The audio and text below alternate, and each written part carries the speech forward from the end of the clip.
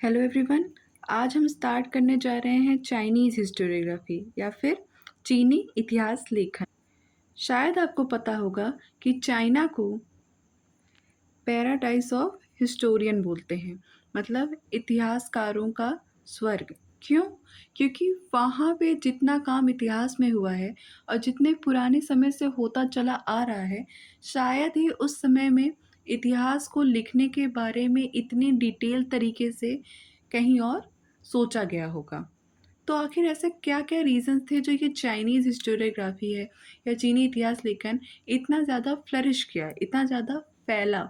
तो हम देखते हैं कि अगर आप ट्रेडिशनली बात करो, तो आप एक एग्ज़ाम्पल से समझते हैं कि बहुत लोगों को ना डायरी लिखने की आदत होती है कि उनके दिन भर में जो भी चीज़ हुई रहती है, जो भी इवेंट्स, जो भी घटना उनके साथ हुई रहती है, वो आते हैं और डायरी में लिखते हैं, ताकि वो एक तरीका होता है। जैसे आज हम लोग व्लॉग्स लिखते हैं मॉडर्न डेज़ में, वैसे ही एंशिएंट टाइम पे पास्ट की इवेंट्स को लिखना चाइनीज़ प्रथा में ऐसा माना जाता था कि वो डिवाइन से या गॉड से या किसी ऐसी अतुलनीय शक्ति से वो कम्युनिकेट बातचीत कर रहे हैं।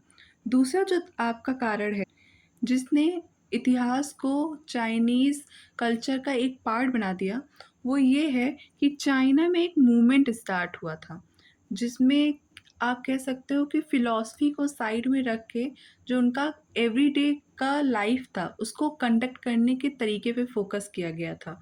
और इसकी वजह से वहाँ का जो चाइनीज़ सिविल सर्विसेज़ एग्ज़ाम था, उसमें हिस्ट्री को एज़ अ सब्जेक्ट रखा गया था और या फिर उसको एक बहुत महत्वपूर्ण अंग बना दिया गया था, जिसकी वजह से वहाँ पे बहुत सारे इतिहास लेखक और या कह सकते हैं आप अलग-अलग तरीके का इतिहास उभरा। अब हम देखेंगे चाइना के इतिहास में कुछ महान इतिहासकारों को कि आखिर उस समय पे उनकी हिस्ट्री का सब्जेक्ट क्या हुआ करता था, मतलब विषय क्या था, उनके लिखने का तरीका क्या था और वो इतिहास से क्या प्राप्त करते थे। तो सबसे पहले हम देखेंगे कन्फ्यूशियस को।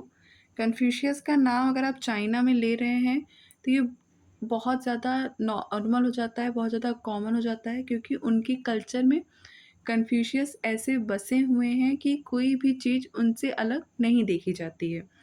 अगर हम चाइनीज़ हिस्ट्री की बात करें, ऐसे तो ये 3000 साल बीसी, आप देखो ये बहुत पुरानी है, पर उसके पहले की जो भी चीज़ है, उस पे आप आसानी से विश्वास नहीं कर सकते। तो हम जो हिस्ट्री पढ़ेंगे, वो 776 बीसी से पढ़ेंगे। कन्फ्यूशियस के बारे में अगर हम देखें, तो उनका मानना था कि हिस्ट्री हमें एक मोरल सिखाती है।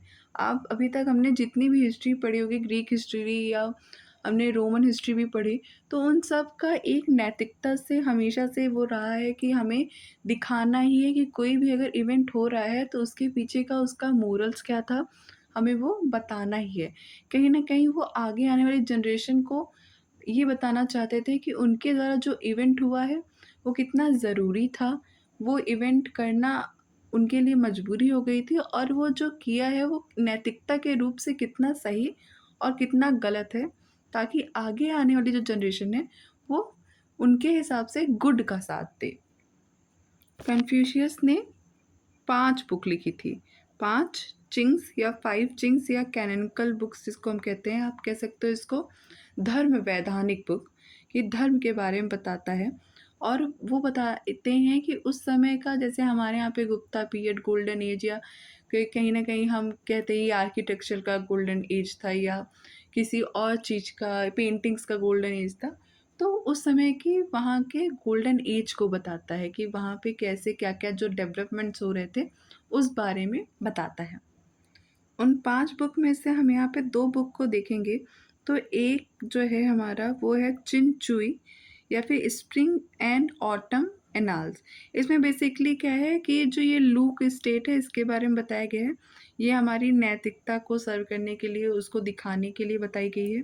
दूसरी जो हमारी बुक है शूचिंग या बुक ऑफ हिस्ट्री जिसको हम कह सकते हैं, इसमें कई तरह की जो बातें, भाषाएँ और जो चीज़ें हुई हैं, बोली गई हैं, ऐसी बातें जो आगे आने वाले स्टूडेंट को इंस्पायर करें, वो भाषण रखा गया है। जैसा कि हमने इस पे पिछली स्लाइड में ही बात कर लिया कि उन्होंने मोरल वैल्यूज़ को बहुत ज़्यादा कन्फ्यूशियस ने मोरल वैल्यूज़ को बहुत ज़्यादा आप ये कह सकते हो एम्फेसिस किया है, बहुत ज़्यादा उस पे फ़ोकस किया है और उन्होंने कहा है कि जो हमारी हिस्ट्री है केवल फैक्ट नहीं बताती कि हमने हिस्ट्री को देखा ये इवेंट हुआ था, ये सिर्फ़ नहीं बताती कि हाँ, ये इवेंट हुआ था। उस इवेंट से हमने क्या सीखा? उस इवेंट के पीछे क्या हमारे नैतिक मूल्य थे? ये इससे भी कनेक्ट करने का काम करता है। तो कन्फ्यूशियस की इस अप्रोच के द्वारा जो आने वाले और भी इतिहासकार थे, उन्होंने भी सेम चीज़ को कहीं न कहीं फ़ॉलो किया और मोरल्स को अपनाया। नेक्स्ट हिस्टोरियोग्राफर की जिनकी हम बात करते हैं, वो हैं सुमा चियान। इन्हें हम चाइना की हिस्टोरियोग्राफी का फादर भी कहते हैं और इनके हिस्ट्री की जो ख़ास बात ये है कि इन्होंने मोरल्स को तो अपने हिस्ट्री में रखा ही रखा, प्लस रियलिटी को भी इन्होंने एक बेस प्रदान करने की कोशिश की।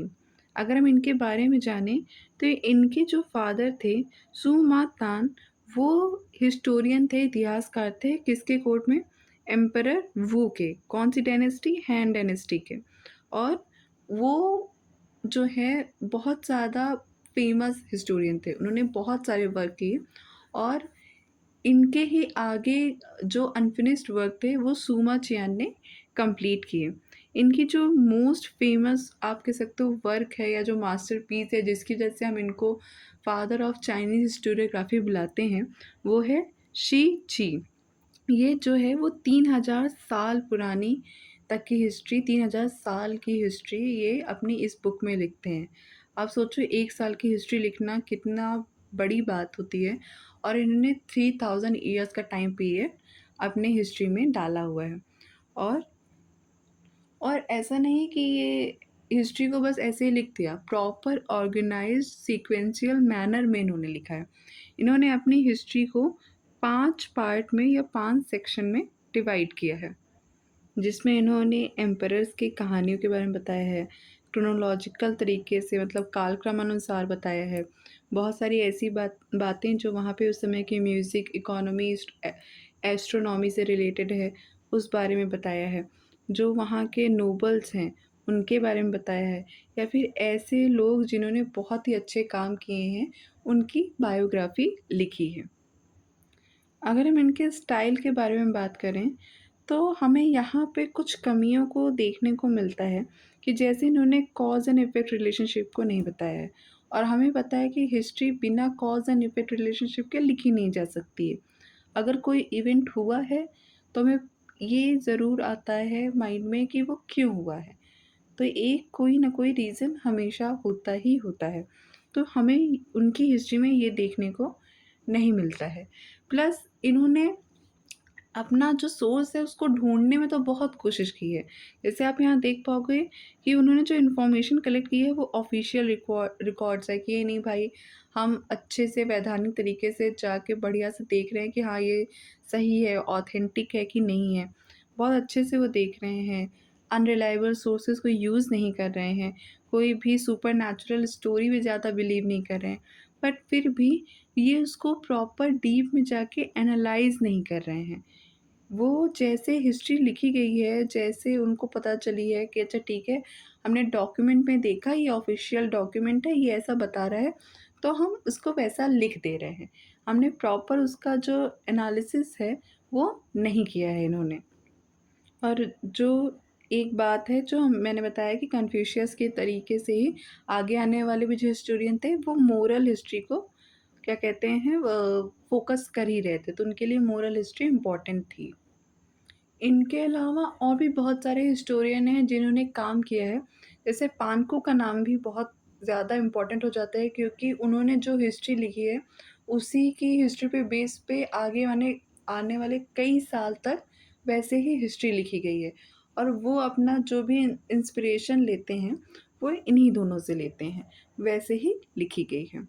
अब हम देखते हैं कि चाइनीज़ हिस्टोरियोग्राफी के बारे में हम जो पढ़ रहे हैं, आखिर इसमें कमियाँ क्या-क्या थीं?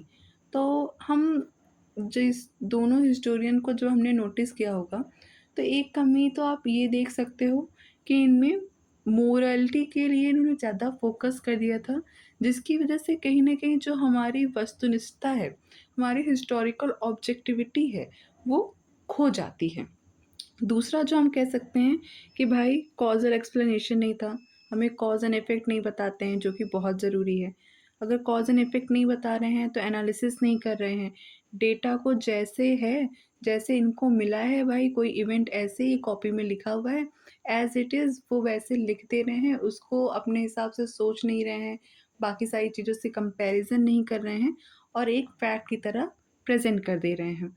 दूसरा, इसमें एक जो बात आती है वो आती है टेक्सचुअल एक्यूरेसी की। मतलब कि जो चीज़ लिखी गई है, फॉर एग्ज़ाम्पल कोई ऑफ़िशियल रिकॉर्ड्स है, क्या वो सही है? ये चीज़ इनको नहीं पता। दूसरा, कई बार ऐसा होता है कि एक्यूरेसी उतनी नहीं होती है, हमें उतना सही नहीं मिलता है, पर कई हम कुछ कर नहीं सकते क्योंकि वही उनके लिए बेसिकली यही था कि जो ऑफ़िशियल रिकॉर्ड में है, हमने उससे भिन्न नहीं लिखा है, तो हमारे लिए हो गया। तो टेक्सचुअल एक्यूरेसी की हमें यहाँ पे जो है दिक्कत मिलती है।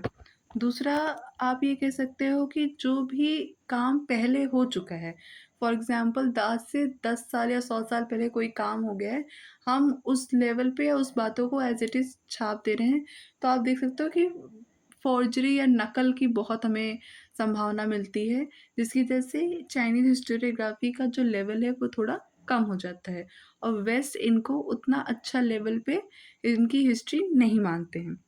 जो लास्ट हम यहाँ पे कह सकते हैं, वो एक टर्म है इंटरनल क्रिटिसिज्म। आपको पता होगा क्रिटिसिज्म 2 टाइप का होता है, एक्सटर्नल और इंटरनल।